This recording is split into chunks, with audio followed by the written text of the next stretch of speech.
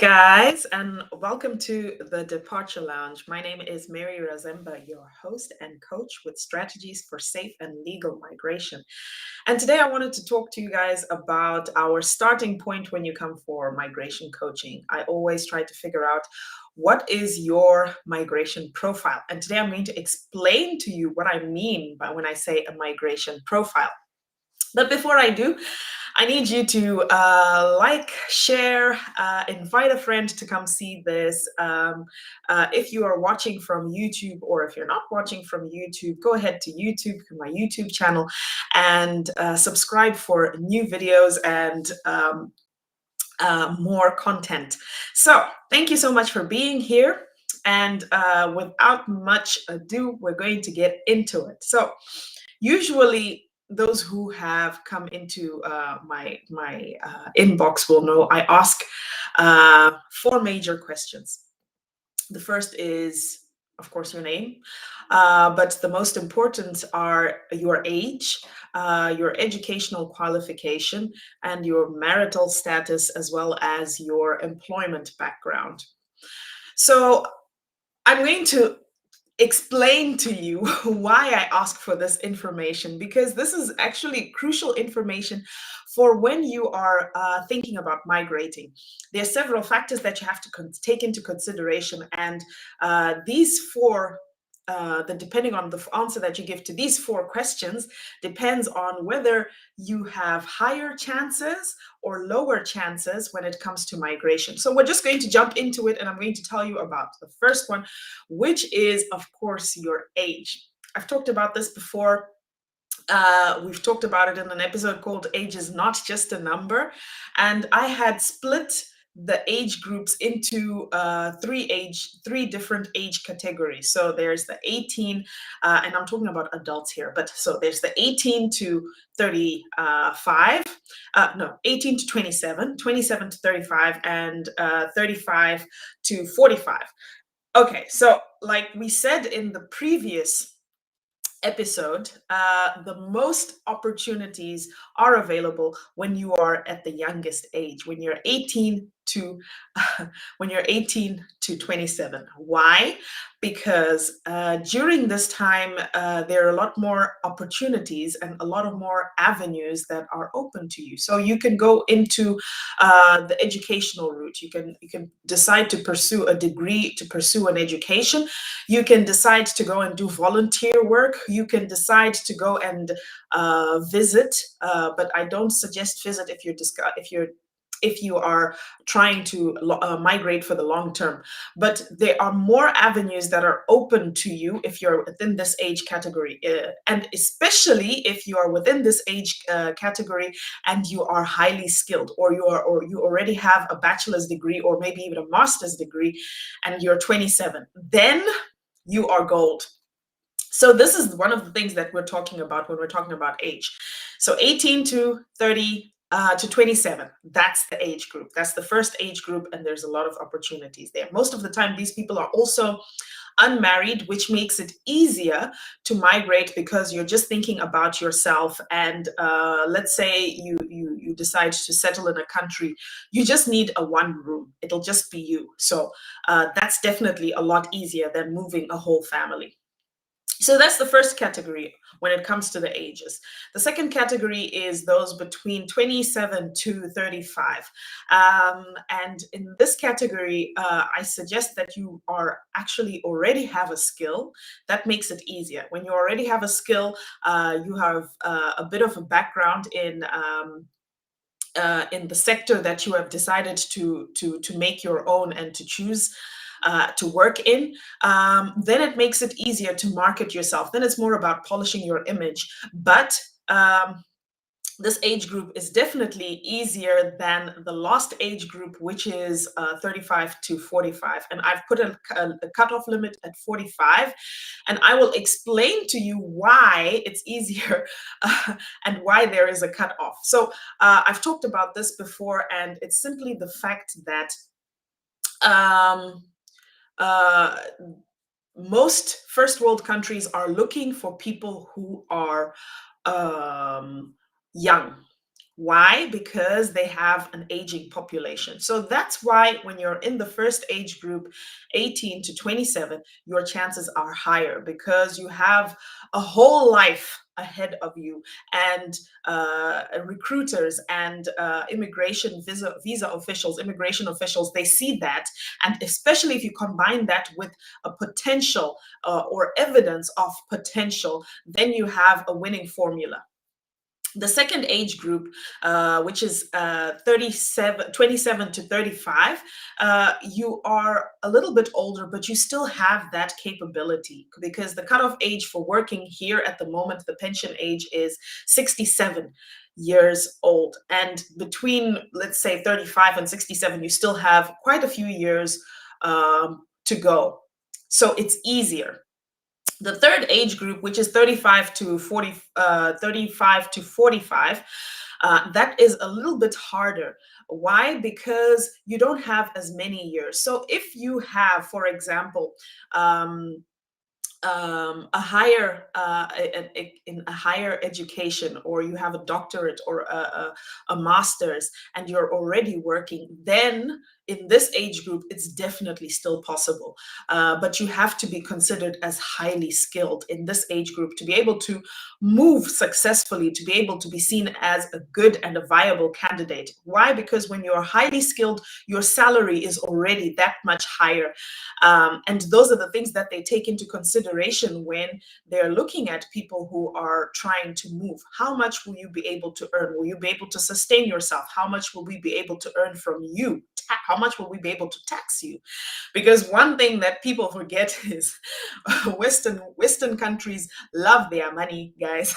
They are not doing you any favors. They want you to come and work, and then at the end of the day, we're going to share your salary half and half. Half is yours, half is mine. Thank you for working for me, says the tax man, and then you can go home with 51% of your salary.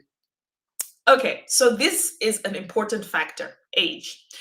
The second factor is your education. And like I mentioned before, this one intertwines with your age. So if you are, let's say, young, it's easier to go to school. You have to go to school, you're going to go into a training, you're going to find a profession, and it's easier.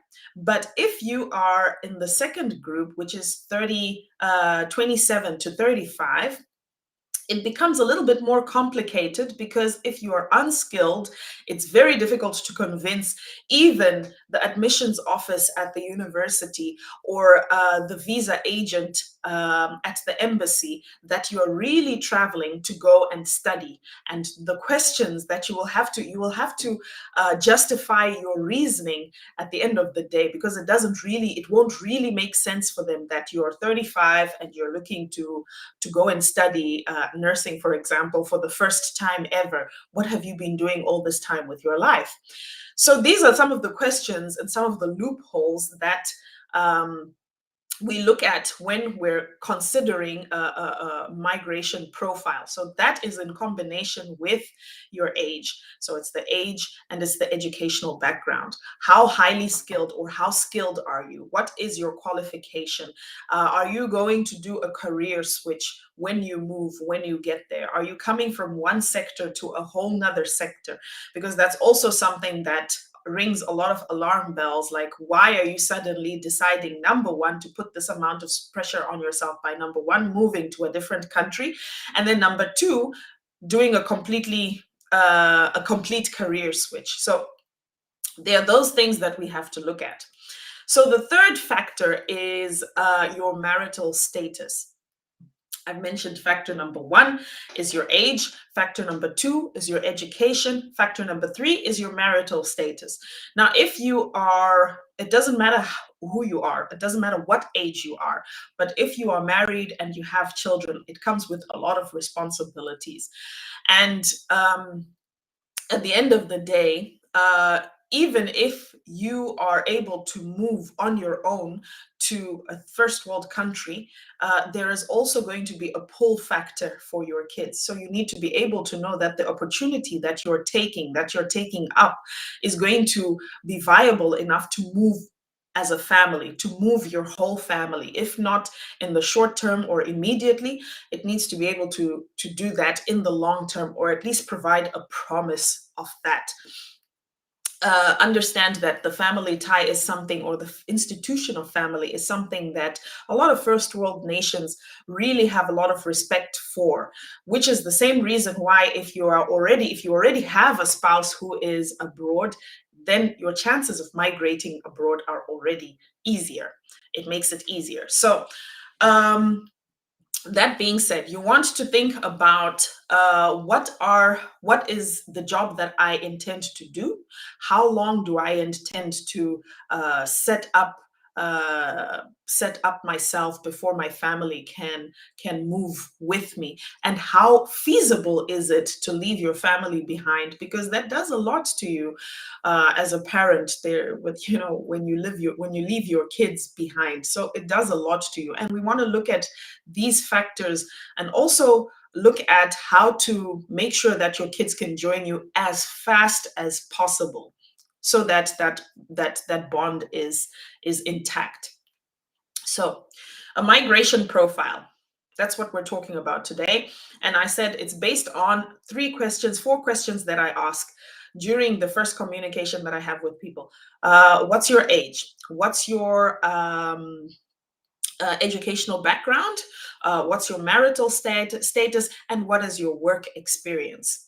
Now, why I ask about the work experience is because at the end of the day, when you're applying for jobs overseas, or opportunities overseas, you really have to be able to wow the people that you're talking to. You really have to be able to wow them. And this is what we call then a hero story. How do you present yourself in a way that makes them say, okay, wow, so we've got this candidate. Yes, they're in sub-Saharan Africa, but they are amazing. Their CV looks amazing. They've done so many amazing things, and that's somebody that we really would love to have on our team.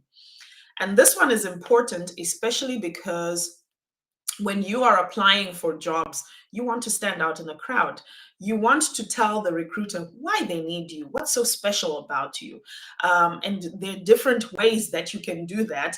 But one of the ways that I find is always the most effective is volunteer work. You cannot substitute that, guys. There's nothing that says you're an amazing person as much as volunteering your time and your energy for other people for no profit. That is, at the end of the day, this is what wins Nobel Prizes, and this is what makes, all those superhero movies amazing, because these guys are not getting paid, right?